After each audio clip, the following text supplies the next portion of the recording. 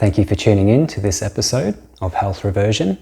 You're here with Adrian, and in this episode we're going to take an in-depth look at vitamin B3 or niacin. What you'll discover is its role in the body, any signs of deficiency, signs of toxicity, the whole food sources, so not supplements but whole food sources, and how you can get your recommended dietary intake. And finally, stay to the end for some tips on cooking and preparation. Vitamin B3, also known as niacin, is required for up to 50 different processes within the body. Like the other B vitamins, niacin is very important for the utilization of the carbohydrates, proteins and fats that you consume, so it helps to extract the energy from those macronutrients. Specifically to niacin, it helps to balance cholesterol levels, and its main focus in regards to the macronutrients is similar to B1, which is a focus on the carbohydrates, so extracting that energy and helping you utilize the energy from the carbohydrates that you consume. The recommended dietary intake or daily value or recommended dietary allowance is 14 milligrams for a stress-free garden variety life. But if you are going through significant stress such as physical stress, emotional stress, or if you're breastfeeding, this upper intake level raises to 18 milligrams per day. I've put together an extensive range of whole food sources for this vitamin. So the following whole food sources are some of the highest levels of vitamin B3. The first food that we'll look at today is tuna. 4.2 ounces or 120 grams of cooked tuna contains 16 milligrams. So it actually contains 100% of the recommended daily intake, or a little bit over for a garden variety life. Next up is beef liver. 3 ounces or 85 grams of cooked beef liver contains 14.7 milligrams, which is 92% of your recommended dietary intake. Although not quite as high, chicken liver comes in next. So the same serving as the beef liver. So we're looking at 3 ounces or 85 grams of cooked chicken liver will yield you 11.7 milligrams or 75% of your daily intake. Next up, we've got chicken breast. So if you're not really a liver person, it's not everybody's taste, so if you're into just plain meat, a 3 ounce or 85 gram serving of cooked, skinless and boneless chicken breast contains 11.4 milligrams or 72%. Next up, we're looking at pork. So again, the same serving size, 3 ounces or 85 grams of lean cooked pork contains 6.3 milligrams or 40%. This is closely followed by beef. So again, same serving size, 3 ounces or 85 grams of lean cooked beef contains 6.2 milligrams, which is just shy of 40%. Now, so far, it's been mostly animals. So here are some vegetarian options, and we've got peanuts.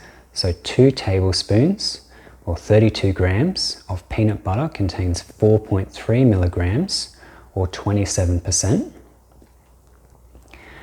Avocado, 1 medium-sized avocado contains 3.5 milligrams or 22% of the daily value. Then we've got brown rice, so a cup of brown rice or 195 grams in total of cooked brown rice will yield you 2.9 milligrams or 18% of your daily intake. And finally, we've got mushrooms. So 1 cup will yield 2.5 milligrams or 15% of your daily value. In relation to toxicity, some of the symptoms to look out for include a reddened skin flush with itchiness or tingling on the face, arms or feet.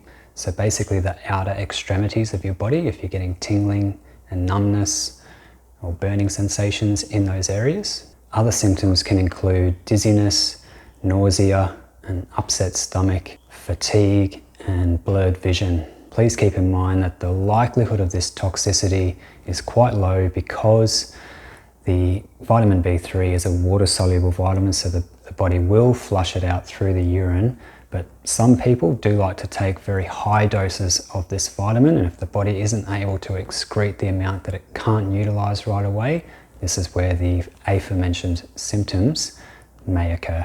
Without niacin, so in terms of a deficiency, an individual may experience depression, headaches, fatigue or tiredness, memory loss, and even hallucinations.